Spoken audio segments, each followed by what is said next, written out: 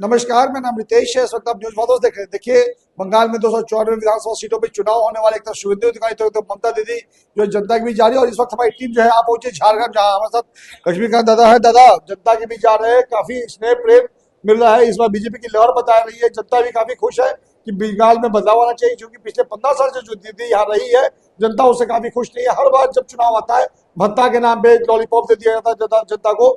आप जनता के बीच ज्यादा घूम रहे हैं, किन किन तरह की शिकायतें जनता कर रही है पिछले 5 साल से जो विधायक होने में? देखिए, पिछले 11 साल में सबसे बड़ी समस्या है प्रधानमंत्री आवास योजना।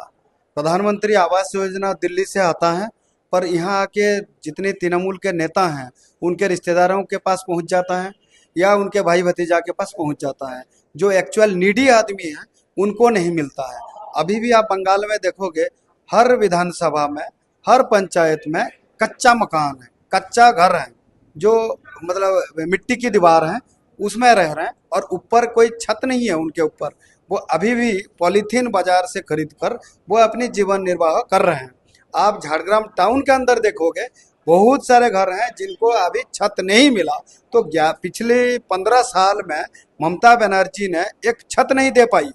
ये बहुत बड़ी समस्या है लोगों की। प्लस जैसे मान लो वो पेंशन है ओल्ड एज लोगों का, वार्धक्य भत्ता, वो नहीं मिल पा रही है। चाहे वो 1,000 हो, चाहे 1,500 रुपया हो, वो भी पूरी बराबर में नहीं मिल रहा है। यहाँ नाइंसाफी हो रही है। आप टीएमसी कर रहे हो तो आपको मिलेगा, आप टीएमसी नहीं कर रहे हो तो, अगर आप भाजपा भी नहीं कर रहे हो तो भी आपको नहीं मिलेगा। तो इस तरह माहौल बना हुआ है। दूसरी चीज़ है, यहाँ हेल्थ की जो सिस्टम है बहुत खराब है। यहाँ रोड की कोई व्यवस्था नहीं है।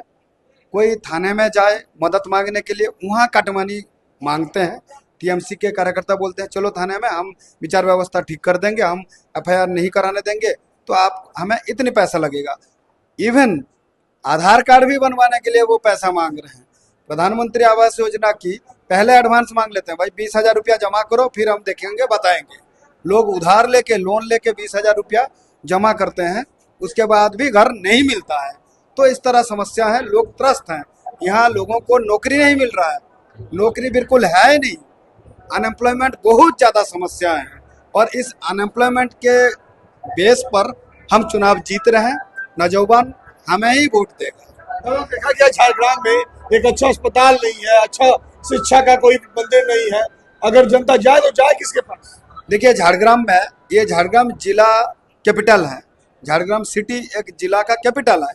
इस झारग्राम पूरी जिले में एक भी टेक्निकल यूनिवर्सिटी इन्होंने नहीं बनाया पिछले 15 साल में। तो आपने क्या किया? टेक्निकल यूनिवर्सिटी छोड़िए, आप एक बहुत अच्छा केंद्रीय विद्यालय नहीं बना पाए, जमीन नहीं दिया इन्होंने। भारत सरकार ने बार बार कहा कि नवोदय विद्यालय करेंगे। नवोदय विद्यालय किसके लिए? यहाँ का जनजाति समाज के लिए, लेकिन वो भी जमीन नहीं दिलवाया इन्होंने। मैं रहता हूँ घोड़ाधरा में, मेरी दीवार, मेरी घर की दीवार, अस्पताल की दीवार एक है। आप उसके पीछे जाइए, आप रह नहीं सकते। इतनी गंदगी है, इतनी दुर्गंध है, इतनी अव्यवस्था है, यहाँ बेड नहीं है। यहाँ सबसे बड़ी समस्या है, लोग यहाँ इस सदर अस्पताल में आपकी कार्डियोलॉजी डिपार्टमेंट नहीं है। किसी को हार्ट अटैक हो तो उसको 4 घंटा लेके कोलकाता जाना पड़ेगा। यहाँ के टीएमसी के नेता, यहाँ के ऑफिसर्स और तृणमूल सरकार को सोचना चाहिए था कि ये जिला हमने बनाया, यहाँ एक सदर अस्पताल में कार्डियोलॉजी डिपार्टमेंट नहीं बनाया, यहाँ गैस्ट्रोएंट्रोलॉजी डिपार्टमेंट सही ढंग से नहीं बनाया, इन्होंने न्यूरो की डिपार्टमेंट ढंग से नहीं बनाया। तो आदमी जाए तो कहाँ जाए? 4.5 घंटा हार्ट अटैक का पेशेंट कहाँ जाएगा? किसी को आग लग जाए, किसी का आग लग जाए, जलन हो जाए, बार्न वार्ड नहीं है। आप बताइए, एक जिला का केंद्र है, यहाँ एक बार्न वार्ड नहीं है। तो लोग परेशान है इस सरकार से। जब रोजगार की बात होती है तो पहले तो आपने बताया कि शिक्षा की कोई यूनिवर्सिटी नहीं है।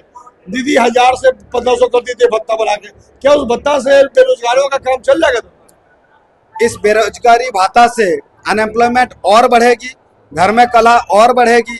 आप 1,500 क्यों दे रहे हो? आप 2,000 भी क्यों दे रहे हो, दोगे?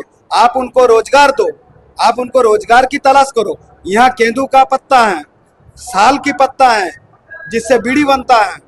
और यहाँ जो पत्तल लोग खाना खाते हैं, उस पत्तल की वो पेड़ है यहाँ, तो उस पत्तल से एमएसएमई के माध्यम से आप बहुत अच्छा कारखाना एमएसएमई का इंडस्ट्रियल डेवलपमेंट कर सकते थे। तो आपने ये पकड़ाओ ना नौजवान को, अगर आप जवानों को ये पकड़ाओगे तो वो अपने आप बिजी हो जाएंगे, उनको भाता नहीं चाहिए।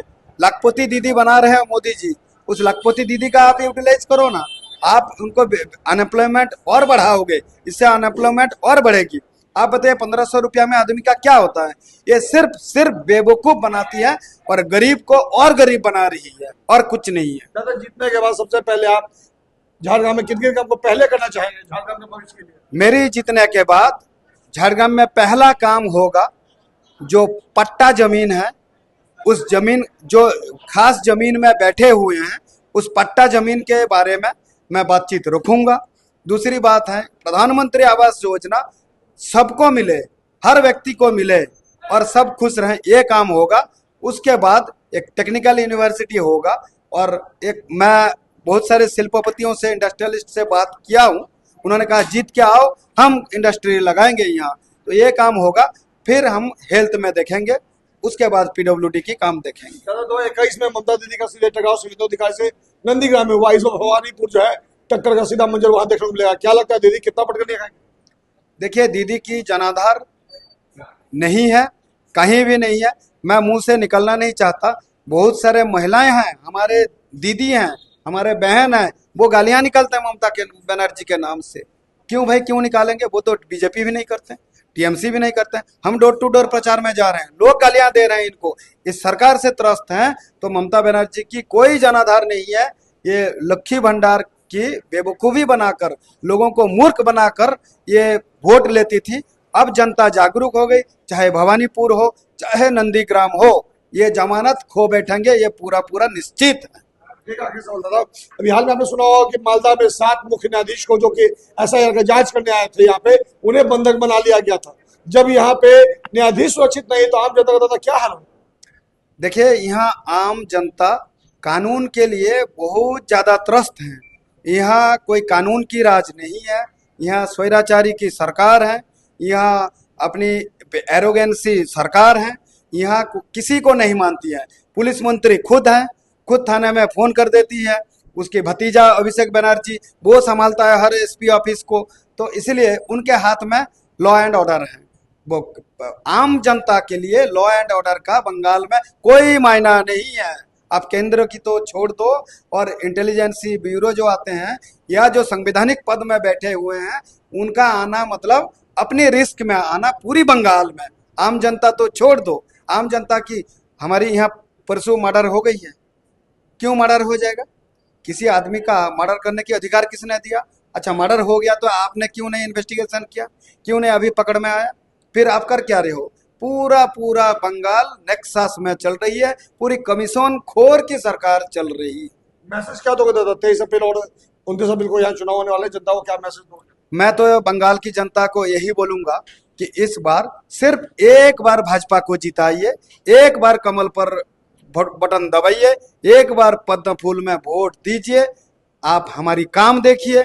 आपने टीएमसी को 15 साल देखा, 35 साल सीपीएम को देखा, सिर्फ एक बार हमें वोट देकर देखिए, विश्वास रखकर देखिए हम कैसे बंगाल बनाते हैं। जैसे और राज्यों में हमारी सरकार है, हम पूरी कानून व्यवस्था दुरुस्त रखेंगे, चुस्त रखेंगे, और पूरा अच्छा एक सोनार बंगला बना कर देंगे। उसके बाद आपको पसंद आएगा तो